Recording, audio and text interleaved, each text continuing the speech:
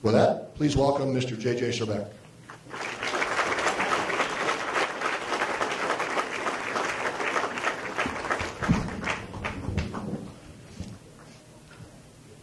Is this working? Yep. Can you hear me? All right. Okay. Well, thank you very much, Jim. I'm Jim Fontana for inviting me here. I'm absolutely thrilled. I don't think it's ever happened that someone came from San Diego. Closer? Oh, okay. Here. Oh, sorry. Thank you. Let me tell you a couple more things. Yes, I was born in the Belgian Congo. What was at the time the Belgian Congo became Zaire afterwards, and it's still called the Democratic Republic of the Congo, which is anything but democratic. And I left when I was 15, and that gives me the right to claim that I am an African American. Which a lot of people, it's interesting when I say that because people have two reactions. Either the one you just had, you laugh and you think it's kind of funny, but it's absolutely true. And then you have the people who choose to be offended because, of course, I'm a little bit paler than what you refer to as an African American, which is understandable, but come on. It's a matter of definition. What is an African American? Is it strictly a racial issue or is it a place of birth? But anyway, that's another issue. When I moved to San Diego, as Jim said, I thought I was going to retire, but fate struck, and I met the woman who was to become my wife. Actually, that's the reason I moved to San Diego. She was here. I also found out, of course, that actually she is Jewish. And having been raised Catholic myself, I didn't know much about Judaism and about the Jewish community. But I learned fast. And one thing that surprised me fairly quickly when I moved to San Diego was that what I refer to as the pro-Palestinian narrative was all over the media. And there were very, very few people, if anybody, standing up and saying, wait a minute, there's so many inaccuracies in that narrative. Someone's got to do something. And I was surprised that there wasn't. There were, at the time, nobody was doing anything about it. So I thought, well, rather than playing golf, which I don't anyway, I'm going to do something with my knowledge, which is my knowledge of international law and international affairs. And I created this nonprofit called Team, Training and Education about the Middle East. And for the last 5 years, that's what I've been doing. I go all over San Diego. I give this lecture that you're going to hear today, free of charge because it's a nonprofit. And I try to educate as many people as possible to the real fact of the Middle East. Now, I want to point out that I've been accused by, especially on the pro-Palestinian side, of being biased, of being pro-Israeli. But I want to tell you how I got there. I started absolutely neutral, like a good Swiss should be. And I thought, well, you know, maybe there's something. You hear so much about the plight of the Palestinians. There's got to be something true about it. Well, the more I researched it, the more I studied it, the more I talked with people, the more I found out that there is some truth to it, but by far not at all the story that they have concocted. And so as a result, just sticking to the facts and just sticking to the interpretation of international law, I've come to the conclusion that Israel is the party that is aggrieved here, not the Palestinians. So yes, you could call me biased, but it's just the conclusion of an objective analysis of the facts and of international law. So with all that out of the way, you had two very good videos at the beginning, but I noticed that they threw a lot of facts at you very fast. They're excellent, by the way. I recommend, you can find them on YouTube. You can look at them again.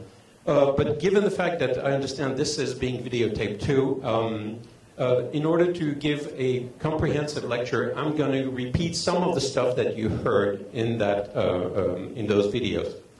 Probably it's not going to hurt because it's a little complicated, and especially when it goes very fast. Before I start, however, I want to mention a few things here. On the table outside, there are some brochures and documents. Most of them are free for the taking. But there are two in particular that I want to point out that I think are really important. When I started this job, I discovered this little book called On One Foot. And to me, it's an absolute gem because, on every page, you have in the black box one of the false statements that you hear so much from the pro-Palestinian side. One of the lies, here, I just opened this at random. Israel discriminates against its Arab citizens. Not true. Israel's treatment of Palestinians resemble the treatment of blacks in apartheid South Africa. Absolutely not true. But the best part is, the rest of the page gives you the answer. A short way to describe what I hope to accomplish in this job, it is to give people as much information as I can so that they are equipped to themselves be able to defend Israel whenever they hear one of these nonsensical statements. For those of you who want to go a little deeper, I've put together, with the help of a friend of mine, an 84-year-old little lady who is absolutely amazing. She wrote this compendium of 10 questions. What about the occupation? Is it really illegal?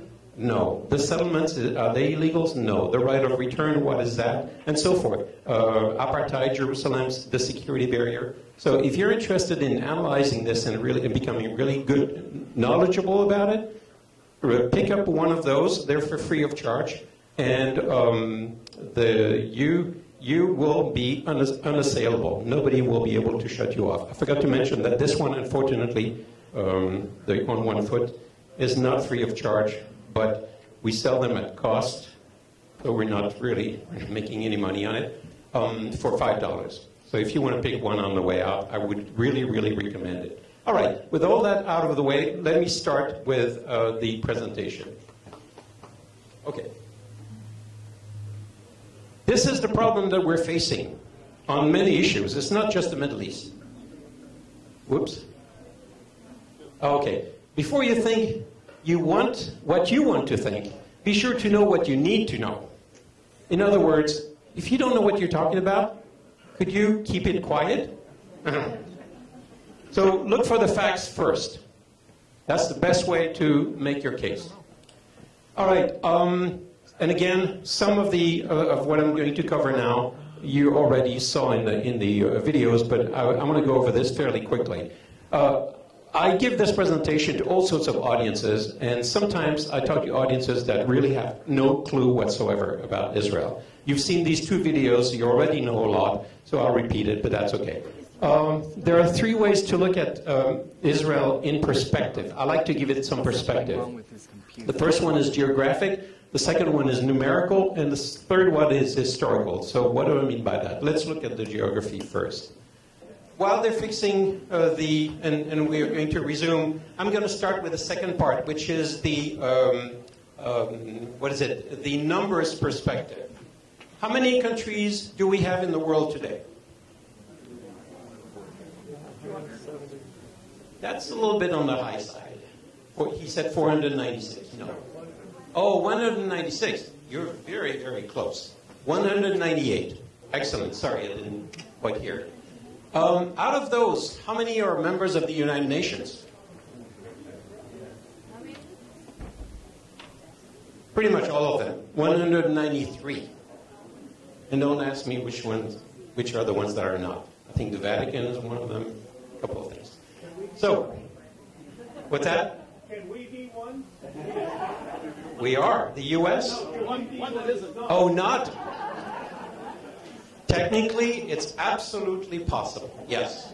A country can choose to walk out of the UN as a member, but it's never happened. How many, now let me ask you a couple of other questions. How many countries in the world out of how many did we say we had? 198. How many of those can be called Christian countries? 17. No, actually a lot more. Think of it. All of Latin America, most of Europe, a good chunk of Africa. That's a lot of countries. So, of course, it depends on the definition. I totally agree with you. But by and large, considering the history, the majority, and so forth, about 100. Now, how many countries in the world are Muslim? I didn't say Christian? I said Muslim. I didn't say Arab, I said Muslim. You cheated. I know you. 57, 56 actually, if you don't include Palestine, which, as we heard on the videos, does not really exist legally yet. So 56 Muslim countries. Now, how many, so we have established 100 Christian, more or less, about 56 Muslim. How many that are neither Christian nor Muslim? That's primarily most of Asia. Very good. It's quite close, actually. Around 30, between 30 and 35. All right. Now, my two last questions.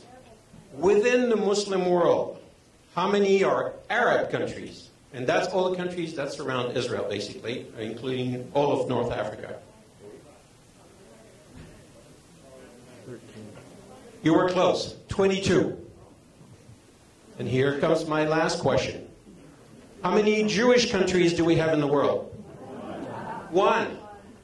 So remember these figures, because whenever you have someone who's really, really hostile to Israel, you can clobber them with these figures and then ask, what is your problem? Why is it not possible to leave the single, only little Jewish state existing in the world alone? Why do you have to eradicate it and turn it into yet another Muslim state, as if there are not enough of them? So that's the numbers perspective. Are we on? Not yet. Not yet. Okay. So I'm going to move to, shoot. That's the part that I wanted to show you the most, the historical perspective. Well, when they get there, we'll talk about it. Buy a PC? Not a chance. Sorry. I'm a Mac devotee. I had the very first model when it came in 1984 that will tell you how faithful I am to the brand. Never mind. Okay, edit that out of the video. What I want to talk about now is when you talk about Israel, there are basically only two perspectives that you hear about. You have the Israeli story, and you have the Arab story, the so-called Palestinian narrative. And if you don't know any better, you're left with the impression that that's the only thing that has ever existed. Well, you've seen in the videos that you that you saw before, that is not the case at all. But I want to make it a little stronger. There's a little animation which unfortunately I'm not going to be able to show you, which is fabulous, that shows how one after another, since about 3,000 years ago, it's been one empire after another. It started with the Egyptians, and then the Assyrians came along.